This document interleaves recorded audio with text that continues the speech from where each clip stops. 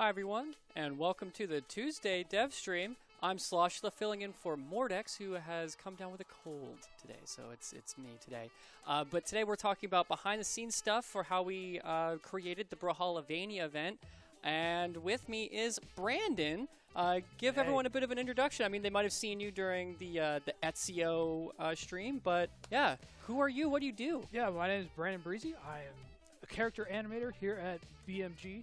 And I did all the character animation for our Brawlhalla-vania character. Oh my god, yeah. All right, so that's super exciting. So most of it is going to be about animation, but we are going to talk a little bit about some other stuff too. We'll have all sorts of like art that'll, I mean, I'm pointing behind me because there'll probably be art behind me, but you'll see like some like things that aren't finished yet, or at the time weren't finished yet, right? Some things that never made it into the game. And I guess to start, I have a few questions here, right? To start, how do we decide on what characters from the series to use? Now, it could be specific to Brawlhalla-vania, or if you have any other reference, but like, how do we decide on the characters? So, we take a look and see which characters the fans are going to most want to see. Like, right. Like, who's the most popular? Like, do people like Alucard really? Is that who they want to see? And I think Alucard, it was totally slam dunk. Yeah. Day one, like, yeah, we want Alucard. There was a little debate about which Belmont we wanted. Right. There is a selection of Belmonts. Quite a few Belmonts. Long family line there. Quite the history, stretching back centuries. Centuries. But in the end, we wanted to go with Simon because he was the OG. Yeah, he's the OG Belmont. He's the one everyone knows. Yeah. And by the way, for those, oh, I am toasting photo today. Heck yeah. For those that are in Twitch chat, if you have some questions specific to Brawlhalla-vania or for Brandon, we'll be reading those as well. So if you're on twitch.tv/Brawlhalla, we'll see those. But yeah, I guess then from there, so you mentioned like, obviously we went with Alucard and Simon Belmont. No surprise to anyone because this has been out now. But why Ezio? Why Jala? Were there any other legends that were in the running to be used for this crossover? Oh yeah, there were definitely a good handful of legends. Right. Fun fact, we started considering which crossover characters were going to be matching up with who before Ezio was even finished. And then Ezio finishes, and you're like, this would be perfect. Yeah, for those who remember, is I was lead on Ezio, so I literally went from working on Ezio to working on Alucard. That's really funny. Do you have like a few that you remember that made it a little bit farther than the oh, that would be cool kind of phase? So before Ezio was considered, Alucard was obviously considered for Volkov. Right. Okay. Yeah, that makes sense. And I think there were a couple pitches for different Simon characters off the top of my head. I can't quite remember who they are. I mean, but the thing about Volkov, the reason Volkov we didn't go for with Alucard is because we were looking at, okay, what weapons are going to match up with what's going on. Like, obviously, Simon, you want the whip.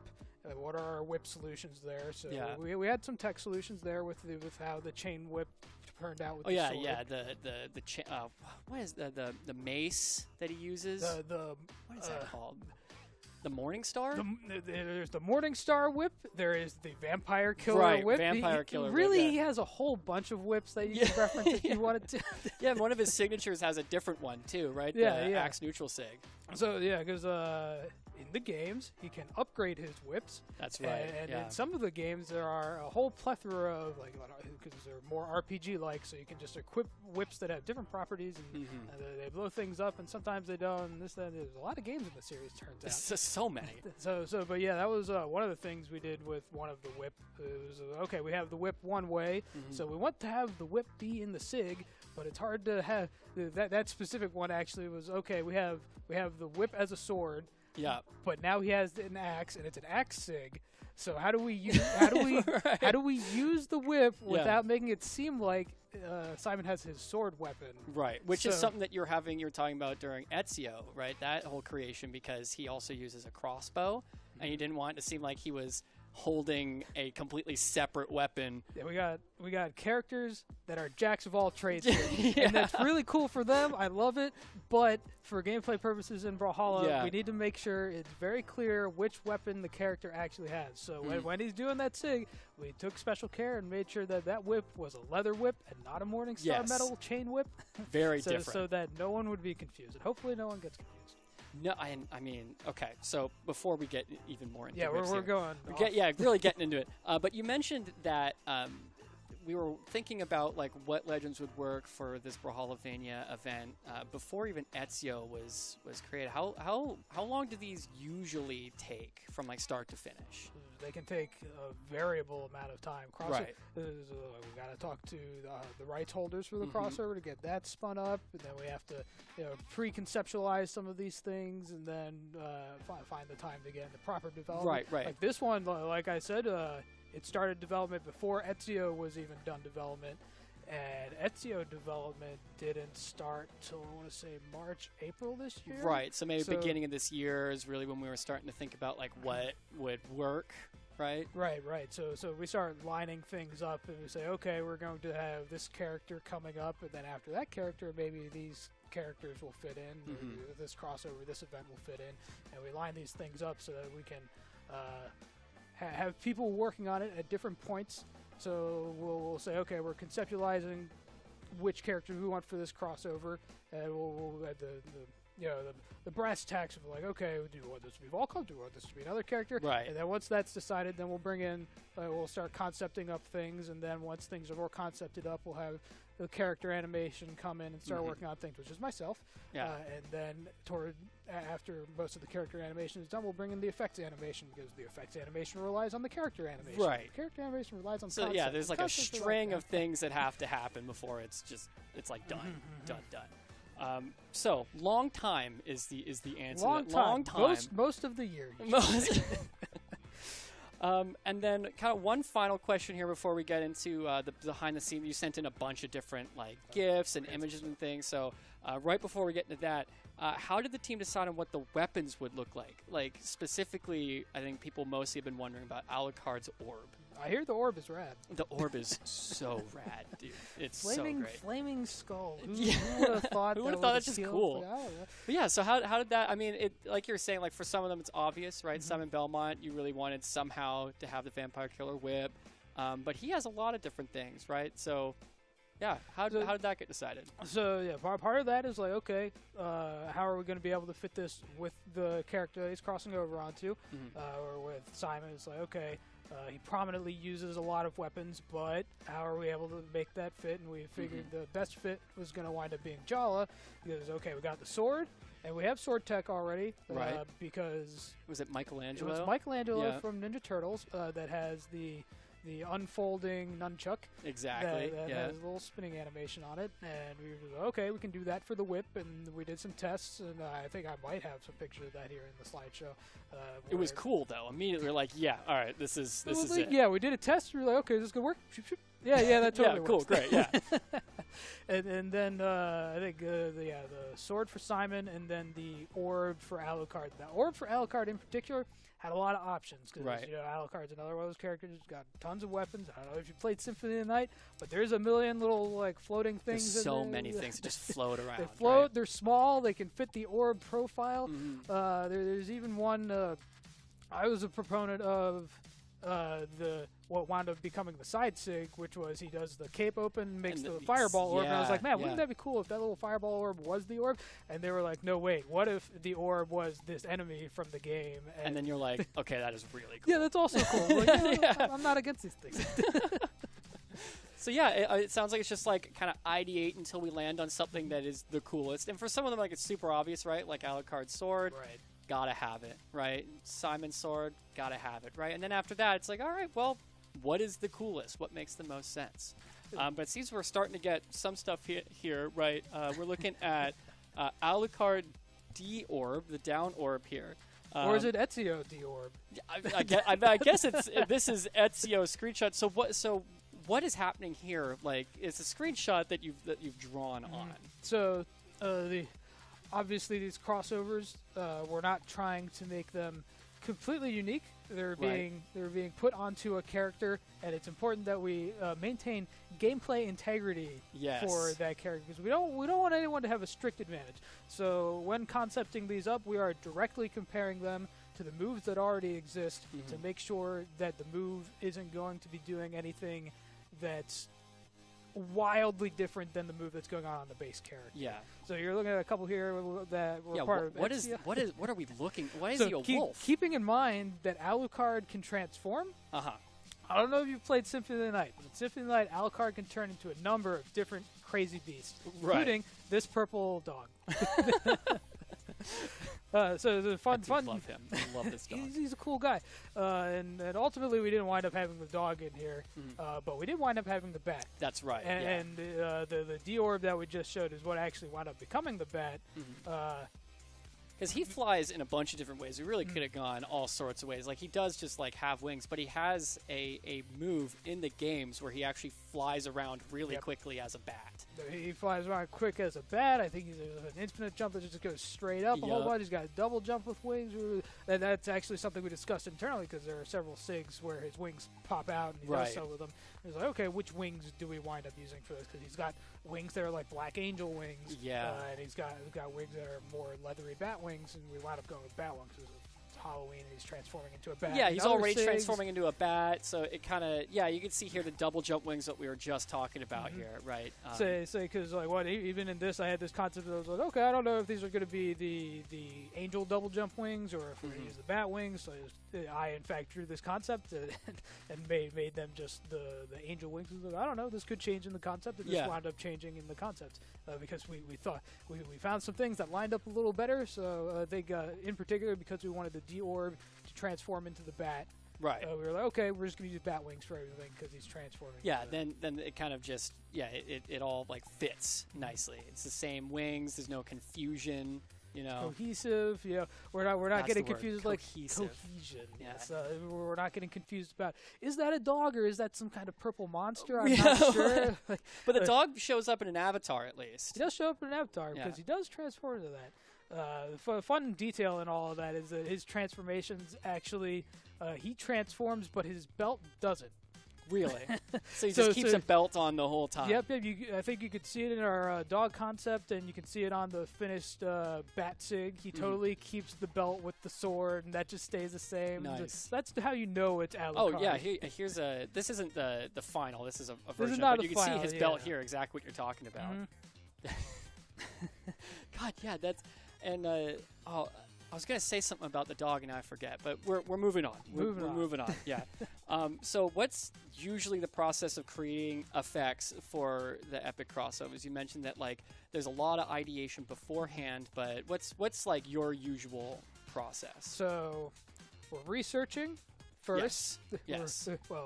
After suppose we've decided the characters to here. What do we do after that? Yeah, so we passed that, right? That. Now we're going like, okay, these are the characters. And here we're looking at the base character that is going on. What in the lore can we look at for the crossover characters that's going to map onto these moves well? Like, I imagine the axe side sig for Jala is going to be a tough one because it's a pretty big effect on Jala's base kit, right? That big dragon. You're like, well, Simon Belmont doesn't have like a big fire dragon, right? What can we put there instead? So, part of that is, okay, if something doesn't necessarily one-to-one fit, what's something that would fit? Yeah. That people would be happy to see. And that one in particular, we wound up going with the Ferrymen. yeah, and it looks like that was one of the first signatures I think that were done too. Like, that one really just kind of like a banger from the beginning. I say we actually have that in the slideshow here somewhere, an early concept for that. Yeah. Yeah, it's in there somewhere. So it's in there somewhere. We'll get to it. Yeah, I'm getting ahead of myself a little bit. Yeah, totally. Okay, we're looking at what are key things from the games these characters are from that we can squeeze into here that we know people will like to see. The Ferryman was an easy one because the Ferryman appears in both of the games that these characters are originally from. Symphony of the Night, the Ferryman is very ugly. and Simon's Quest has Ferrymen in multiple parts where sometimes you have to crouch down down to get him to show up and do stuff. So we thought, like, okay, yeah, Simon would do stuff with the ferryman. This works perfectly fine. And the concept came and I was like, yeah, this is really great. We can do this. This works pretty well. Nice, yeah. And I guess then, so my question to follow that up is, which signature is your favorite out of all of them that were made for Simon Alucard? What's your favorite? There are some really good ones. I'll say mine first. Mine is the ferryman. That one is my favorite. Okay, which is why I brought it well, up. Right, makes it easy for me. I won't take your favorite. There you go. Yeah. So I stole that one. You're not allowed to say that.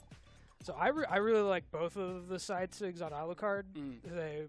Because the sword work on the sword. Yeah. And also the fireball on the orb. Yeah, you've got a bit of an attachment for the fireball here. Oh yeah, so here's the sword. You see. Yeah, this was the original concept that I think Rachel or Sarah drew up for this. We'll say both. They both worked on it. It might have even been Annie. I can't remember. Just a whole bunch. They're all over the same tablet, all working on it. You never know, because I believe Annie did provide the actual finished sword for this, because this is not the finished sword in this art here. We souped that up a little bit when we brought it into the game. But yeah, there's the orb there also.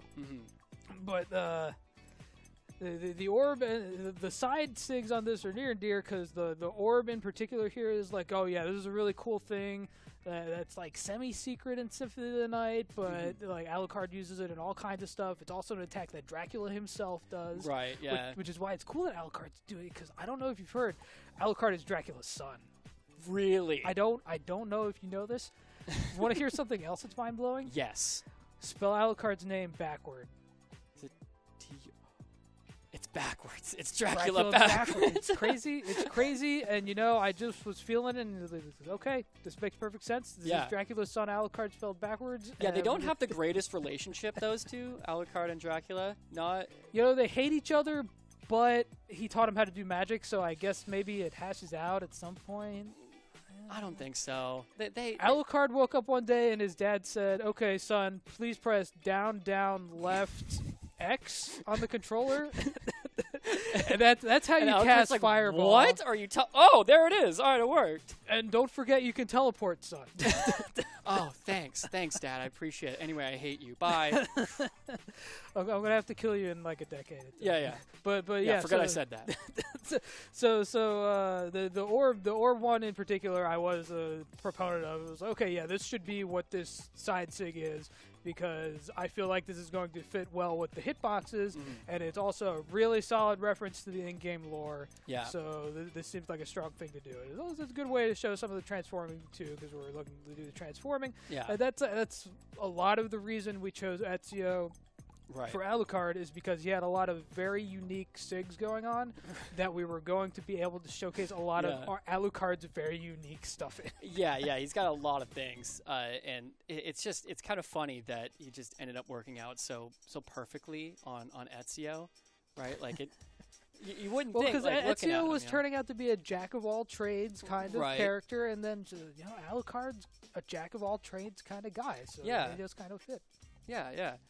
So then, from there, we mentioned which one were your favorites. So are those also the one you had the most fun working on? Is there an effect that really sticks out as oh, this was a blast to work on? So there's a blast, and then there's also this was very difficult. Okay, yeah, go for it. So what was honestly, most fun they most kind difficult? of both come in the same, right? Okay. The ones that are the best, the coolest are always the most fun, right? But sometimes they can be very difficult. Right. Where the side sword on Alucard was very difficult, but I'm very pleased with the result. So why was that one so difficult? Because it I guess from playing it seems pretty straightforward, right? Dash forward, stab. So there's a number of unique parts going on in that SIG where it's okay, we have the first swipe. Right. We have the second swipe, which is also functionally a little bit of a grab, kind of. Yeah.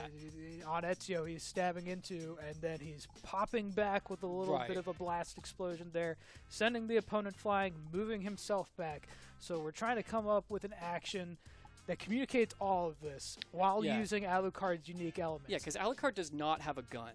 No, I don't know. I don't know if you've heard, but not particularly known for his gunsmanship. Yeah, not a firearms kind of guy. No. Doesn't go to the range very often. No, not very often. Yeah, bad shot. So okay, what do we do to shore this up? Like, okay, we saw in the concept there, we hit on the idea of like, okay, what if we had the second sword coming in, doing one of the stabs? So Alucard's coming out with one sword that he's got, and then he's having another sword come flying in, do the second stab, and then for a little bit there, we were wondering, okay, how do we communicate the repelling action after the grab, right? And there was a point in time where it was a kick. Oh, or okay. he just winds up and boots you. Okay. And it looked really great, and it was really hilarious, and we really liked it, except for the part where it slides back. And when it slides back, it kind of loses a lot of the impact. Because he's kicking, and I guess he's just kind of like falling backwards. He's kicking. He's kicking, and because he's sliding back with it, and we can't change that. I guess it looks more of like a push then in that case instead of like a big boot. It loses a lot of the energy to it. Yeah. So what eventually I wound up concepting up was like, okay, what if we grew the wings and we flapped them away? And that was after a couple of iterations on that one. That's part of why that was so difficult. Is okay, how do we get this to work the way we want it to work? Because you're like, okay, what if we did like a little explosion or something? Yeah. What if we did a boo? Like, okay, well, what if we kept it on flavor, did the wings and did a flap? Yeah, and that makes sense to push you back a little bit, right? Yeah. And I think I totally wound up working out. Yeah, and we're seeing some of the concepting here where it seems like kind of the whole time the idea from the start, as you're saying, is like have those two swords. It just makes sense. Right. That was an idea we hit on for multiple SIGs, is having the sword come out, doing some extra action with it. Cause that's the thing that Ezio does, is like, okay, we've got weapon 1, we've got weapon 2. And we looked at that with Alucard. Okay, what can we do with weapon 1, weapon 2? And pulling out the second sword was the thing that we wound up doing. And why the cape on charge? Besides it just being cool, unless that is the answer, is that it's just cool. So in a perfect world, we would have put Alucard's cape on him the entire time. On everything. Yeah. It's not necessarily the most efficient thing to do. It doesn't necessarily work with all the game systems. Let's say. Right. Having the Alucard cape on at all points. So we wanted to have the cape on just as much as we could. And really shout outs to Steven and some of our other effects people for going through and making sure we had A, the cape, and B, the cape that's recoloring. Right, yeah, because the cape and the bat, they recolor on SIG, so if you choose it different than base. Yeah, the bat is a good call out too, because the bat was totally extra points on the recoloring. Yeah. Like I think if we weren't recoloring the bat, people would have still been fine with it, but we wanted to make sure you were getting that gold bat, that white bat. Oh yeah, the first time I saw that, it was really that like, oh, that's cool, right? Because you're kind of like, we've built up a history of like whenever there's like a bit of a transformation, except for Vector, right? He's got his own unique transformation. Yeah, he's got a whole separate thing. Those are. But yeah, so yeah, the bat shape, which actually does help on knowing where your character is too. So it's extra points, and also it does help a lot with clarity, because you're already looking for like, if you're blue, you're looking for the blue floating guy that happens to be a bat right now, but you can still see the color. Well, what happens when there's multiple Alucards on stage? How are you going to differentiate from Alucard A and Alucard B if they transform the bat and the bat's looking exactly the same? I'm the bright yellow one. Easy. So when you're fighting against 7 other Alucards, you can pinpoint which one is destroying it. Which bat am I? Okay, so how did we decide on the unique animations for the anim swap? So you've mentioned how we landed on the bat and the axe side sig on Simon and here, but are there any other notable examples you can think of that's like we really kind of had to put our like, why a floating coffin? That's a great question, because that is in fact a very specific reference to Symphony of the Night. Yeah. So that was one that we were we started people started working on this before Ezio was finished. And we were like, okay, I don't know what we're going to do for Alucard's end sig. What's Alucard's end orb going to be? Because that's a pretty big cube. It's a big cube, and that's very flavor specific for Ezio. In those games, there's a bunch of glitchy effects going on, and we're able to say like, okay, that's what's going on with this. Oh yeah, look at this option. Yeah, oh yeah. Goodness. Well, one of the first things we concepted up was like Alucard can transform into mist. So what if we were like doing some kind of mist thing to go on there? Okay. Which not a terrible idea. When I got finished doing Ezio and came in, I was like, okay, what if we referenced the Symphony of the Night save point? I was about to say, yeah, I think that's where you save. So like, in Flavor Town here. In Flavor Town here. Are you saving the enemy? Like you're saving their game and then getting rid of them? Yeah, we're making a good backup so that when they die, they come back. Yeah, they come back to Brawlhalla. Easy. Done. Alucard's being polite. He's like, this is going to hurt, but I got you, bro. Yeah. Don't worry about it. Game saved. You'll come back to stage 5. Because for those who don't know, in Symphony of the Night, the save rooms, those games, they're big sprawling dungeons that you go exploring through, and there are certain rooms where you get to save your game. You don't get to save your game anywhere. There are little checkpoint rooms where you are. This is an old school game, doesn't have auto saves. Right. And that is a very impressive save point thing that they got going on there, where it starts out as this pulsing hadron thing, and then it flies apart, and then a bunch of polygons come back together. Like they didn't have to go that hard on a save point. No, that is a very involved save animation. You kind of, when you walk in, you kind of stand there for a second, it does its thing. You're like, oh my game is saved. I think I'm saved. I think it's the whole thing. It turns into a coffin. Yeah. And the coffin like slams shut, and it's rocks, and it's like, okay, game saved. And this is kind of the opposite, where it turns into a coffin, but then it explodes after. And then, so we were keeping in mind that we wanted to reference that as the action that was happening, the save point. But how do we get them out of the coffin and send them flying, right?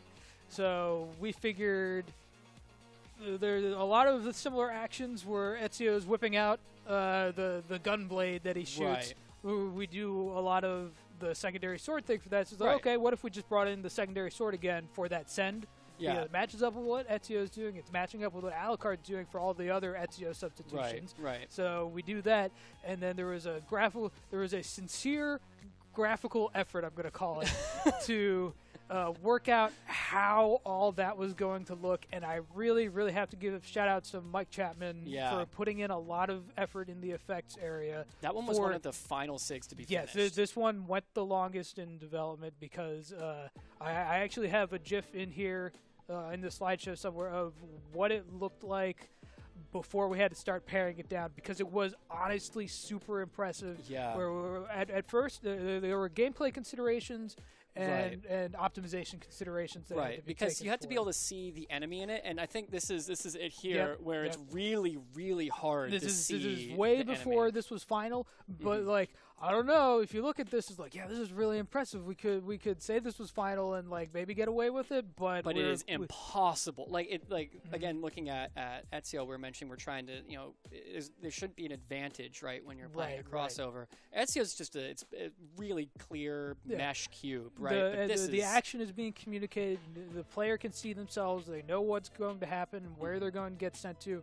The part of the concern with this was that it completely covers up the player. You really can't see him. Yeah. And then when he does the follow through with the sword, it looks really, really, really awesome when the stone coffin shatters into a million bits like that.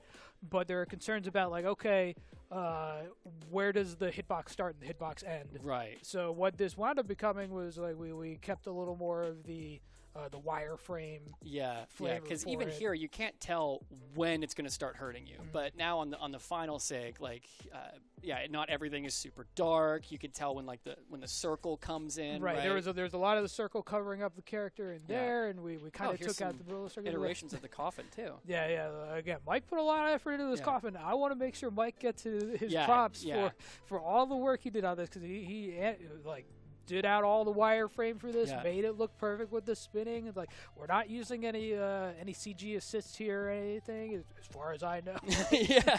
like Mike's just doing a really, really good job in making it look good. We got some good animators on the team. I don't know if you've heard. Yeah. I mean, you're a little biased, right? But I'm also a little biased too, right? Yeah. The coffin came out so cool, and like we were saying, this one really did it came down to the wire, right? Pun fully intended, right? Because I mostly look at like the branding stuff and the promotion we're going to do. And so I was looking at it in terms of the trailer, and that signature very nearly didn't make it into the trailer because of how long, like everything else was kind of done. We were waiting on that one. So I'm really happy with where it ended up. It looks so good still, right? Like in game. Totally agree. My goodness.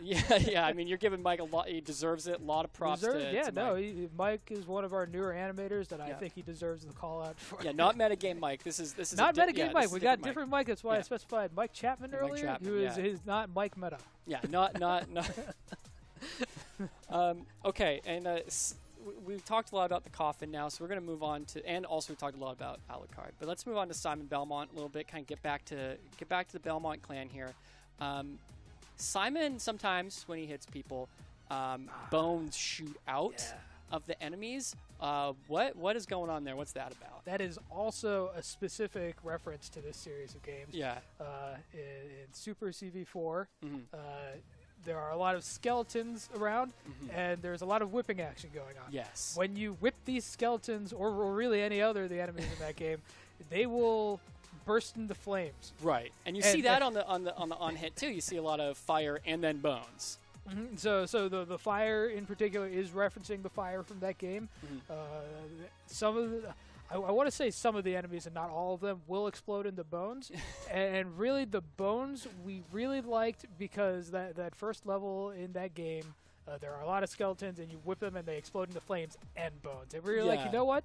We got a concept here. This is actually for the neutral axe. Yeah. Where we were looking at like, okay, what if we worked the enemies into this a little bit, kind of like what we did with the Walking Dead. Right. Zombies. Yeah. You get, which was Maggie, also on Jala, right? I think that's also on Jala. Yeah. Her side axe has the walkers grabbing at, and then you kind of cut them. But we were thinking we could do that kind of thing here, but the reason we didn't go with this honestly cool concept was because we were concerned about the hitboxes and not having the hitboxes be super communicative and not making the hitboxes look more there than they actually were, like if I'm fighting this, I don't know if the skeleton's gonna hurt me, for example, right? But I do know that big whip and the big like swoosh up definitely going to hurt me. Which we still found the skeleton really cool, and the skeleton hit effect, the burst into flames hit effect with the bones popping out everywhere. That was something that was our compromise. Yeah, you're like, okay, we'll just throw it everywhere. Well, Simon kills a lot of skeletons. He blows them up with flames, and their bones go everywhere. We want to make sure we get this cool aspect of Simon in here. Yeah, Simon needs cool stuff too. He does cool things. Which is why there's fire on the sword down sig and the sword side sig, because he burst things into flames. He does. He has in fact some super-esque moves where he's just like big fire whip. Right. He yells big fire whip. No, it doesn't quite do that. He sounds like a superhero if we were to do that. That would be pretty cool, though, huh? Cool. It's like, hey, I hear when you yell your attack name, it just gets more powerful. That's just how it works, right? I don't make the rules. So, are there any other like subtle effects or like small details in the effects that you want to shout out that maybe people haven't quite noticed? We've hit a lot of them here. We have, yeah. Because the problem is people might not have noticed them, but you noticed them and you already shouted about it. Well, are there a few that you want to mention? Because we talked about the bones and the fire. We talked about the color changing of the cape and the bat. Yeah. So really, down sig, side sig. I know one. Sword neutral sig on Simon. What is he doing? Sword neutral on Simon.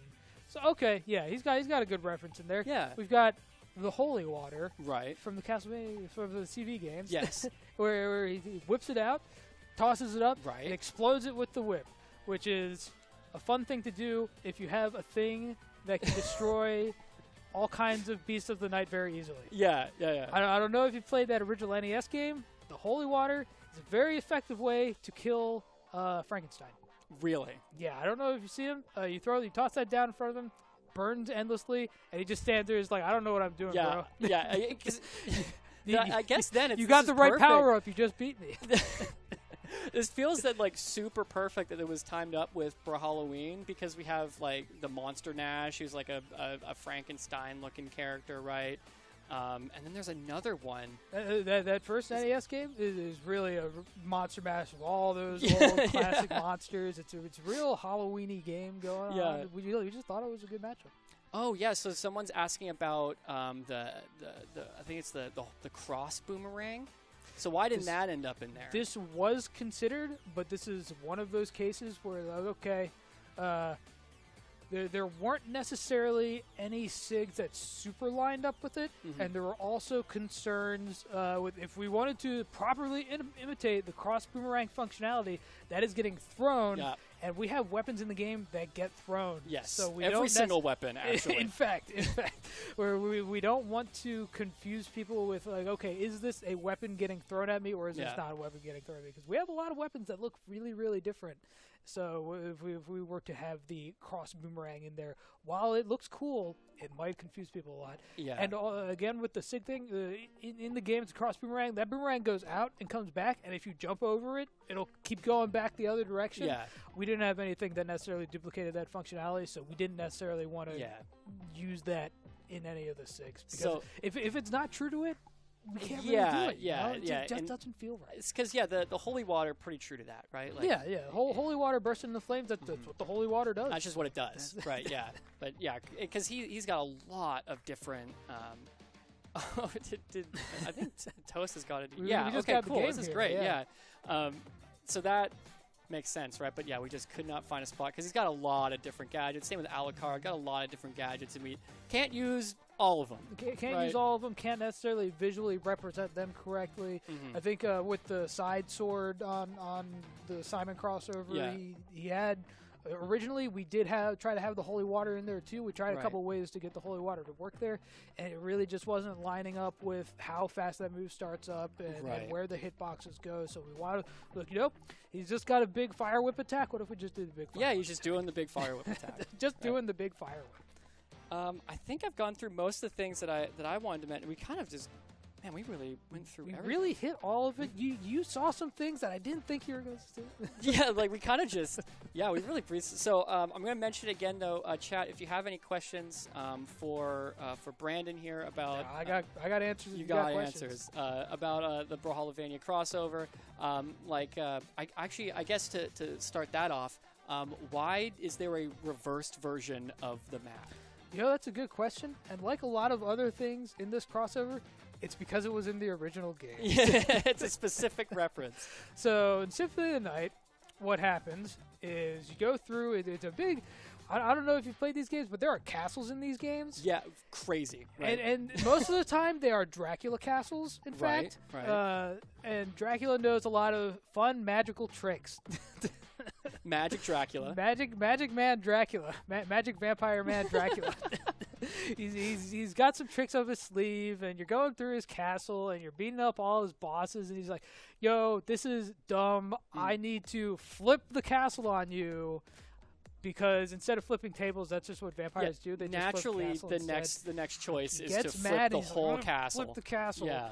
And that's what he does to you. It's actually a bit of a secret, so don't tell anyone. Right. Yeah. The game is super new. The game's got multiple endings, and you go through, and with those kind of games, you're all like, man, I'm concerned about how many items I'm getting, what my completion percentage is, how have I killed the right enemies and not the wrong enemies, and if you do all the right things, get all the right stuff, when you go to the ending, instead of getting the bad ending, you get the extended ending, in which the castle flips upside down, and you continue on your journey, and you get to go through the castle whole extra time when it's upside down, and in the end, fight Dracula. And that's why our version of that, it's obviously two separate maps, because we're not going to just flip the whole thing over, but that's also why it's kind of busted up, right? Like you see the platforms and things are a bit more broken because the game has ended. You've done this before, but now we're flipping the whole thing over, right? That's a fun thing with the backgrounds. We got to give shout-outs to Emmanuel. Good old Manny. Good old Manny. He did the background for this one, and he had to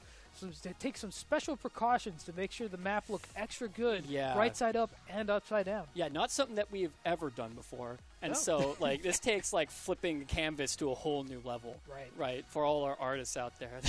But, it's crazy because it does end up working out, right? Because there are things to keep in mind. We can maybe talk to Manny about that sometime, about, things that you put in the background, so it's not like too detailed on things, right? Like, so, and even with the foreground of this one, we wanted to make sure the platforms and stuff they had upside down map flavor going on with them. Right. Because normally, like this is like, okay, it's flat, it's fine, it looks normally what you'd expect. But when it's upside down, we wanted to feel like it was upside down in all aspects of the gameplay. So we put some playtesting muscle into making sure. I remember playtesting quite a few different versions of what we were going to do for the flip version. It's like, does this really feel upside down? I don't know. Yeah, because it still has to be playable and also feel upside down, which is really hard. That was really hard. They're just things that you stand on. How do we make this feel upside down? Right. I think we got there. I think it worked out. And someone was asking earlier, how do we decide the crossovers we get? Which I actually have an answer for. We talked about it a few times, right? But it really is like we just really like picking the things that we like. Like every crossover we've done is something that like either most everyone is a fan of or everyone is a fan of. I mentioned like Kung Fu Panda, for example. Like, you'd be like, why are we doing a crossover with a movie? Well, I mean, everyone at the studio loves the Kung Fu Panda movies. Like, it's like, yeah, don't you like Kung Fu Panda? Yeah, right. I like Kung Fu Panda. TMNT, everyone loves that, right? Like AC, like we're all huge fans, right? Like, we just pick the things that we really like. So yeah, that's the thing for all our fans out there to know, is that if you like something and you know other people like a thing, we probably like it too, and we're probably trying to get it to be a crossover. Yeah, really. We're just like, hey, we really like these things, so can we get that in the game? And we've been lucky enough so far to be able, for most of the time, for that to be a yes, right? Everyone's like, yeah. Cool. So yeah, it's like you're always asking me, it's like, okay, was this thing done just because it would be cool, or was there another reason? It's like, well, actually, big part of the reason here is like, this is cool, and we want to do cool things. What do you know? Yeah, that's really it. So yeah, even with this, right? Do you give the crossovers to Legends on purpose? Yeah, we kind of talked a little bit about that, why we chose the specific Legends, and it's because like it just clicks somehow sometimes, right? Like even things that, like, I'll give an example here. Some things that you might not think works, right? Like John Cena. How are we going to get John Cena in the game? Well, you can't see him. Why not on a Hattori, right? It works out. Sometimes things just click like that. Yeah, like it's what we call the S tier epic crossover. Yeah. Where in development we're always looking like, okay, is this the S tier legend for this for this crossover? When we're looking at Alucard, it's like, okay, was Volkov the S tier, or was was Ezio more of an S tier? And sometimes it really just worked out in this case. It really, I do think it worked out S tier. We managed to squeeze a lot into Alucard that we really would not have been able to squeeze into on any of the other base characters. And really, that's what we're looking for with all of the crossovers. Like some of them we're able to do better than others. But most of them we are able. I shouldn't say most. I should say all of them. We are able to find good fits for. And someone's actually even referencing Negan and the Jaeon Greatsword. I'm going to take a little bit of credit on that because I mentioned it as a joke, right? That he could just be on Jaeon. So you have because like we were like, well, he's got the crowbar, but then he's also got Lucille. Sometimes stuff just clicks. Being able to give Lucille the extra light of day because of all the angles you can get on Greatsword and stuff. Like, yeah, that's a great inspired choice.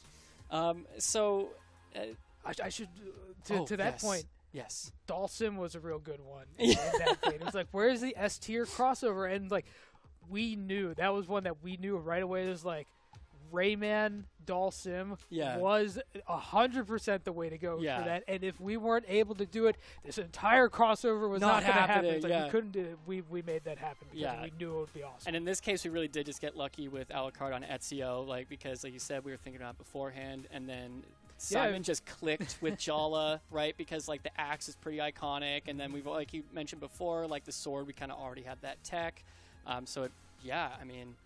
Sometimes things just work out. Things just line up. Just imagine if we hadn't done Ezio when we did, it wouldn't have lined up for Alucard. But now it's perfect. Yeah. Right? And a few people, we see this all the time, people ask, do you have any advice for budding artists or budding animators on how to get into the video games industry? So getting into the video games industry, you need to play that long game, start drawing pictures. Like if you're still in school and you're not quite sure how to get to being an artist, the easiest way is not to take a class. You can take classes, and those are helpful. Not going to write them off. But whip out a pen, whip out a paper, start drawing things. Find things that you like, start drawing those. You like watching like a lot of cartoons, a lot of anime. Maybe you like, maybe you're liking Naruto. Like, maybe you're liking DBZ. Maybe you're liking all these things. Like what I started out when I was a kid was like, yo, dude, Goku's cool. I'm going to draw me some Gokus. I'm going to draw a lot of Gokus. I'm going to draw me some Gokus. If we're going to do that. And, you know, really, to this day, I'm still drawing Gokus in some ways. It's actually really funny how that worked out, because I remember Dave mentioned that when he was a kid, or I guess when he was a kid, when he was a lot younger, he would draw a lot of Ninja Turtles, right? Oh, yeah, Ninja Turtles. Lo and behold, now he's got to draw Ninja Turtles for his job. I say, really, that one for me also was coming full circle on life, really, where it's like, man, I really loved Ninja Turtles when I was growing up. I did Ninja Turtles Halloween costume at some point once. So, like, I've drawn a lot of Ninja Turtles. And so when my close family finds out that like I'm doing this Ninja Turtles costume, and I get to do this pizza eating Ninja Turtle taunt and stuff, it's like, Brandon, we always knew this was what you were going to do because you were drawing these pictures when you were a kid. So sometimes it really is just like draw the things you love, right? So that you get better drawing, and hey, maybe you'll be prepared for when that time comes at your job. The strongest thing you can have when trying to get an art job is a strong art portfolio. Yeah. And the only way you get a portfolio is by drawing them pictures. Yeah, drawing pictures. It sounds obvious, but like as you were saying, like sometimes you end up a little too focused on like just either getting the first job or getting into classes for it, when really it's just like draw first and then the rest of it will really come, practice makes perfect, and the rest of it will fall into place. And would that be the same type of tips that you would have for an animator that's trying to like hone in on their craft? It's just largely the same, because the thing is with a lot of the arts is that you can do those things on your own, in your own free time, with your own equipment mostly. I think it's a lot easier now than when I was a kid, where it's like, okay, if I wanted to do some flash animation or some more traditional animation, it might be more difficult to get my hands on those kind of things, whereas nowadays you have a million free options that you can get into. There's a lot of resources. The internet is a helpful thing when you're trying to get these things done. It's just like, look at the things that you like. Look at how other people are doing those things, and see how you can apply that to your own methods. And always be trying to improve your art, and then it's just going to circle right back around to practice makes perfect. Because if you're practicing, your art is going to get better by default. That's just kind of how that works. That's just how that works. And someone in chat actually mentioned that some of the things that they draw they get made fun of for, right? But and they specifically mentioned anthropomorphic animals. Now, let me tell you about anthropomorphic animals. Do y'all know Asuri or Mordex by chance? I don't know if you play Brawlhalla, but we've got a couple of anthropomorphic. We've got a few of those. More than a few, really. We've even got a whole crossover of anthropomorphic animals. I don't know, like if Jack Black can be an anthropomorphic animal, then like anyone can. And he's so cool. Yeah, he's a cool guy. So like, if you're getting made fun of for drawing stuff that you love, then like, I mean, I'm sorry, but you should just you need to keep drawing those things. Yeah, right? that was a thing. Like, I'll be honest. Like, I've experienced that when I was growing up too, where it's like, okay, I might draw thing X or thing Y, and it might deter me from drawing those things when I was in school and stuff. And you know what? But at this point, I just draw anything, and it never really mattered. And now I'm drawing those things far beyond the capabilities of those people who made fun of me. So, like, why do I... who needs those people, who needs those people? I'm going to draw this thing that you think is weird, and I'm going to draw it really well. Really, really I'm going to draw it so well that person's going to be like, yo, that's weird, but that's awesome. Someone was mentioning there's a shirt of the anthropomorphic crew. Our Yeti shirt that we have with them. It has most of them, right? I don't know if it came out when Moonin was out yet, but it's got a whole. I was actually going to wear that one today. That shirt's so great, right? You're making me think here. It's like, all those cartoons that we watched growing up, they're all anthropomorphic animals. Like, so many of them are. The Teenage Mutant Ninja Turtles they're are cool. Anthropomorphic animals. They're just, they're turtles. Like every Disney movie that we watched growing up, those were all anthropomorphic animals. Yeah. Like, there's, you know what? Animals can sometimes emphasize character traits. Yeah, and Alucard transforms into a wolf and a bat, right? He's a resourceful guy. He's cool. Yeah. Right? So... Yeah, draw with spite. Prove them wrong. Exactly. Prove them wrong. Like let them call your stuff weird and use that as energy to fuel your exactly. to fuel your art. The best art I hear is art that comes from the heart. Yeah, whether it be a spiteful heart, a vengeful heart, or a loving heart. Exactly. The loving anthropomorphic art. Oh, yeah, we have a werewolf Thatch as well. People ask about BCX news. BCX is not this weekend, but the week after. Oh, I got hot BCX news. Right, yeah. I'm going to be at BCX. Yeah, I'm going to be at BCX too. Are you going to be hosting some panels at BCX? I'm going to be hosting some panels at BCX. I'm going to be on some panels at BCX. How exciting. Amazing. Weird how that happens. Yeah. It's like we work together. Crazy. Yeah, that's wild. Yeah, so, I mean, this is, I mean, I'm not sure how much time. It looks like we have just a few more minutes left, so we are going to be kind of winding things down a little bit. So tell the folks about BCX. Yeah, I mean, like I said, BCX not this weekend. The weekend after, November 4th through 6th, right? You're going to see some panels that you're going to be on. Other art's going to be on. If you saw Baron Dipidus's tweet, there's going to be a lore panel that he's going to be a part of, right? There's going to be, so if you really enjoyed talking about this stuff, you won't even have to wait for the panel. You can just like come up and talk to us too, right? But there will be a panel that you can. Yeah, if you got animation questions, I'm going to be on an animation panel. We're going to have some other of our artists on animation and character creation panels. It'll be a good time to ask us stuff. Yeah, and so it perfect. God, our toast is on it right now. Right here. So bcx.live, start.gg/bcx. You can even just search like Brawlhalla World Championship 2022 if you forget that it's called BCX, because it is also an expo. So yeah, that's how you go.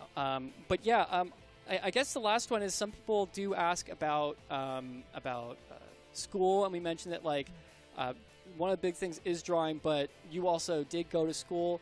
Do you have any recommendations for school? I mean, do you have like, I imagine that, do you have, just school, general thoughts. So if you want to go to an animation school, the absolute best animation school is probably going to be like out in California. Right. There are several California art schools that are going to be able to teach you what you want to know there. I went to school in Baltimore. Nice. We have some good ones there. The Art Institute, MICA, next to University of Baltimore, was the one that was local for me. I went to University of Baltimore myself, graduated from there. I went for general game design. But I did not necessarily go to school for art, which is why you find me emphasizing practice and making your own portfolio and not necessarily taking classes for it. Yeah, you did end up in games, but that wasn't really your focus. It was not my initial focus. I did a lot of programming and a lot of other things before we eventually landed in the art world. That's the cool. Video game art world here, I should say. So, like I said, though, we are kind of running out of time. So if anyone has a few extra questions, please feel free to ask them. I'll do my best. I know I haven't been looking too much, but I have been checking here. But I guess then, since we are kind of winding down here, do you have any final things you wanted to mention, either about what you do or about Brawlhalla-vania or some other things that you wanted to talk about? Like, we didn't even talk about the vampire bat, like, there's a lot. I think we hit a lot of stuff here. I think you can just check out Brawlhalla-vania in the game. I think it looks great. I think we did a great job. You can check me out on I'm on Twitter at OutmanOdd. I also have Tumblr at OutmanOdd. I'm mostly tweeting about art stuff. So if you want to know more about art, you can hit me up there. You can find me there. I'm generally available. Yeah, and we tagged you in the tweet that went out. So if you're trying to find OutmanOdd, or like, is there like there's no space or anything, you can just go to just OutmanOdd. Brawlhalla Twitter, you'll see it there. And I saw one last question before we wrap up here, and it was, do you have any tips on how to get into game dev? And I think everyone, I'll speak on myself here for a second, I think everyone has a different story of how they made it into game dev. For me, I always thought about how incredibly lucky I was, right? Because I didn't go to school for game dev at all. I started in esports, and now I work on like brand management and product management, things like that. And so the big thing is like really just like do the thing that you want to do and make connections. I have a slew of people that help me get to where I am. One is talking in my ear every so often currently, as well as Foda. He's making fun of me now. And of course Matt, and just so many other people that helped me get here. And so, like, really just, like, love what you do and make friends, make connections, and just kind of go for it. I don't know if you have a similar that's story. all solid advice. There's a lot of roads that can lead to game dev. So many. Pick like you can do programming, you can do design, you can do art, you can do, we got streaming now. That's a viable road. Yeah, because you know, like I said, I do brand and product management, and like you don't have to know how to code to help make video games, right? Like we had a community management job that was open. You know, like really, like whatever you want to do, I'm sure there's some way you can apply that to video games in some way. Yeah. It's just apply yourself, keep iterating, improve, and you will make your own luck. And nice. And don't get discouraged. I applied for Blue Mammoth, I think 5 times before I got the job. So don't get discouraged. Well, I only applied once. Wow. All right, brag, why don't you? But that's it for us. If you have any other questions, like I said, we'll have a panel at BCX. You'll see us there at BCX. Even if you don't go to the panel, you're at OutmanOdd on Twitter and Tumblr. And like I said, you can go to Brawlhalla Twitter to see that if you don't know what to spell it. But anyway, come to BCX, not this weekend, but next weekend, November 4th through 6th. Thank you all. And thank you, Brandon, for being here. I love being here. Yeah, and everyone have a great day. Bye. Have a good one.